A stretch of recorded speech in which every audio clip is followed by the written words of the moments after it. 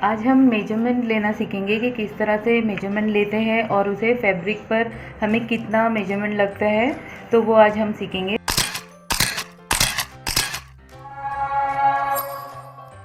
तो उसके लिए सबसे पहले आपको लिखना पड़ेगा शोल्डर। तो शोल्डर को जब भी फैब्रिक पे मार्क करते तो जो भी शोल्डर की लेंथ आती है हम उसे हाफ लेते हैं फैब्रिक पर, और लेंथ जितनी भी हमें लेनी होती है वो लेते हैं। और लेंथ में सिर्फ फोल्डिंग के लिए और जो हाफ ऊपर होता है वो उतना 1.5 इंच हम एक्स्ट्रा लेते हैं फोल्ड करने के लिए। और दामन या घेरा, हमें कितना घेरा लेना है फ्रॉक का, बच्चों का या बड़ों की कुर्ती का, तो वो लिखा जाता है। फिर उसके बाद आता है चेस्ट, वेस्ट, हिप। ये 3 मेजरमेंट बहुत ज़्यादा इम्पॉर्टेंट है, चेस्ट और बस्ट। तो ये जब भी मेजरमेंट इसके लेने के बाद हमें जो भी मेजरमेंट हमारा आता है उसका 1/4 हम फैब्रिक पे लेते हैं। और ये 3 चीज़ में हमें लूजिंग डालनी पड़ती है। चिल्ड्रन के लिए मोस्टली हम +3 ऐड कर देते, इतना लूजिंग डालते हैं। और एडल्ट्स में हमें अगर बड़े लोग के बनाने हैं और फिटिंग में बनाना है तो +2 की लूजिंग डालते हैं, अब 3 की भी डाल सकते हैं। नेक के लिए फ्रंट और बैक नेक का मेजरमेंट लेते हैं। तो ये सपोज़ ये नेक है, तो नेक में 2 मेजरमेंट होते हैं। एक ये इसकी विड्थ के कितना है, तो ये मोस्टली 6 होती है और इसका हाफ लेते हैं जब मार्क करते हैं, 3 लेते हैं बड़ों के लिए। और बच्चों के लिए जो रहता है वो 4 to 5 रहता है, ये विड्थ 4 to 5, तो 2.5 या 2 पे मार्किंग करते हैं। और ये गहराई, डेप्थ नेक की हमें कितनी चाहिए ये नापते हैं। और बच्चों में मोस्टली 5 तक लेते हैं, 6 से ज़्यादा कभी नहीं लेते फ्रंट की। और बैक की ज़्यादातर 2-3 लेते हैं बच्चों में, और बड़ों में जितनी चाहिए उतनी लेते हैं। और आर्म होल पे फिर मार्क करते हैं, तो जो भी आर्म होल मार्क करेंगे उसका हाफ हमें लगता है। और स्लीव लेंथ हमें जितनी चाहिए उतनी लेते हैं और 1 इंच एक्स्ट्रा रखते हैं फोल्ड करने के लिए। स्लीव का बॉटम होता है जिसे मोरी भी बोलते हैं। और फिर उसके बाद में जब हमें ये देखना रहता है कि बच्चों के लिए जब हम फ्रॉक बनाते हैं, बटन या जिप ऐड करते हैं पीछे, तो बैक नेक हमेशा 2 इंच का ही रखते हैं, हम ज़्यादा बड़ा नहीं रखते हैं। अब देखेंगे कि किस तरह से हम बॉडी पे मेजरमेंट लें। सबसे पहले हम शोल्डर से मेजरमेंट लेना स्टार्ट करेंगे। तो इस तरह से हमारा मेजर टेप रखा जाता है शोल्डर पे, और इसे ऐसे ड्रॉप नहीं होना चाहिए। तो जहाँ तक ये स्ट्रेट होता है तो हमें ऐसा रखना है, तो ये यहाँ तक रखा है और ये पूरे बराबर से पॉइंट पे रखना है। तो ये 12 है शोल्डर। अब हम लेंगे ड्रेस की लेंथ। तो लेंथ लेने के लिए हमें ये पॉइंट से रखते हैं, और नीचे तक जितनी लेंथ चाहिए हमें उधर वहाँ तक हम ये लेके जाते हैं मेजरमेंट। एग्जैक्टली हमें पूरी बॉडी के हिसाब से ही नाप लेना है। तो ये 24 है। 1 इंच एक्स्ट्रा जब हम ड्रेस में लगाएंगे निशान, तब हम देखेंगे। अब हम फ्रॉक का घेरा या कुर्ती का दामन कितना होता है, तो इस तरह से जो ड्रेस पहना है उन्हें जितना रखना है वो हम देख लेते हैं कि कितना है। तो ये 15 है बराबर से। चेस्ट के लिए ऐसे हाथ रखना है, और ये आर्म्स के, अंडर आर्म्स के नीचे से लेते हैं। तो ये चेस्ट 21.5 से 21.5 है, तो ये इतना ही लेना है। बाद में हम लूजिंग बाद में डालेंगे सब में। तो ये चेस्ट है 21.5। अब वेस्ट लेना है, तो चेस्ट तो हम यहाँ से हाथ के नीचे से लेते हैं, और हमें वेस्ट लेने के लिए ऊपर से एडल्ट्स में हम 14 पे ऊपर से 14 पर जाके हम मार्क लगाते हैं जब लगाते हैं। तो इस तरह से लेते हैं। बच्चों में थोड़ा ऊपर से लेते हैं। तो ये वेस्ट हो गई है, तो ये 20 है वेस्ट। अब हिप हमें जहाँ पर हम कट रखते हैं कुर्ती में, तो वहाँ से हम हिप का नाप लेते हैं। तो इसमें हिप है 24। बड़ों में सब में +2 इंचेस की हम लूजिंग रखेंगे चेस्ट, वेस्ट और हिप में, और बच्चों में 3 की। अभी नेक का किस तरह से नाप लेना है, तो नेक में बच्चों में मोस्टली ये यहाँ तक जो रहती है ये गहराई, ये 6 होती है या 5 होती है, तो मोस्टली 2.5 तक बच्चों में रखी जाती है, मतलब हाफ लिया जाता है, तो 5 टोटल होती है। और बड़ों में ये मोस्टली 6 रखते हैं, और अगर बोट नेक बनाना है तो थोड़ी सी चेंजेस आते हैं इसमें।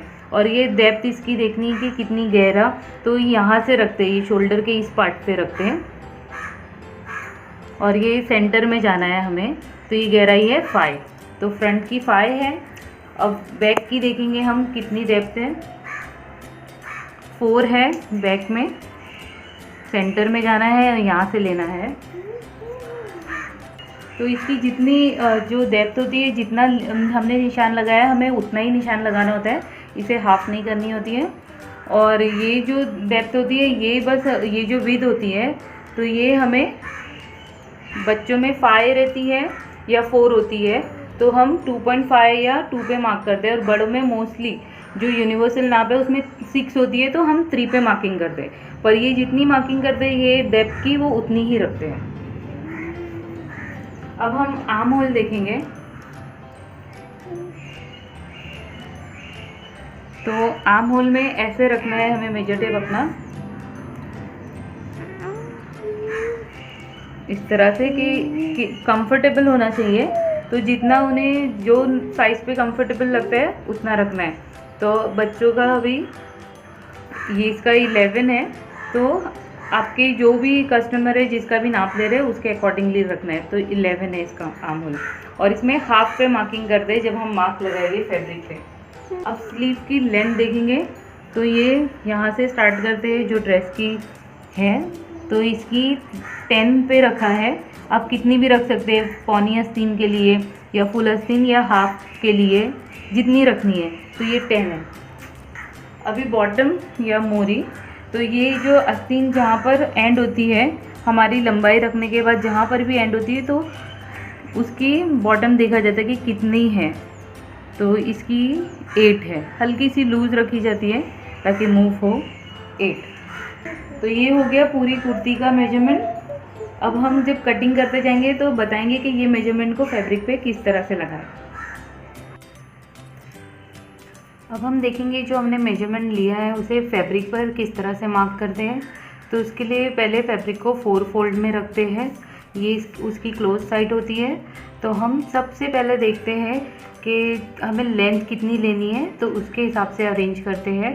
अगर 45 है तो 45 और +1 ऐड कर देते हैं, 1 से 1.5 इंच ऐड करते हैं, ½ इंच ऊपर जाता है, 1 इंच नीचे फोल्डिंग में। उसके बाद हम दामन का नाप लेते हैं।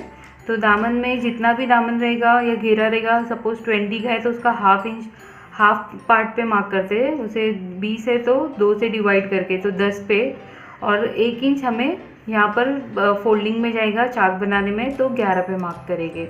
तो इस तरह से दामन मार्क करते हैं। तो ये होने के बाद हमें ऊपर से देखना है, सबसे पहले शोल्डर का मार्क करते हैं। तो जितना भी शोल्डर है हमें वहाँ पर मार्क करना है। अगर 7 था तो कम्प्लीटली 7 तक हमने मार्क किया। उसके बाद आर्म होल के लिए, तो जितना भी शोल्डर होता है उस वहाँ से ही हम नीचे जाते हैं, तो 0.5 नीचे ड्रॉप करते हैं। उसके बाद से हमें शोल्डर की मार्किंग करनी है। तो यहाँ से लेके यहाँ तक 7, और अगर 0.5 अगर यहाँ से ड्रॉप कर दिया तो 6.5 पे यहाँ से मार्किंग होगी। तो ये 7 था शोल्डर, उसके हिसाब से हमने ½ इंच कम कर दिया शोल्डर में, तो 6.5 पे मार्क किया।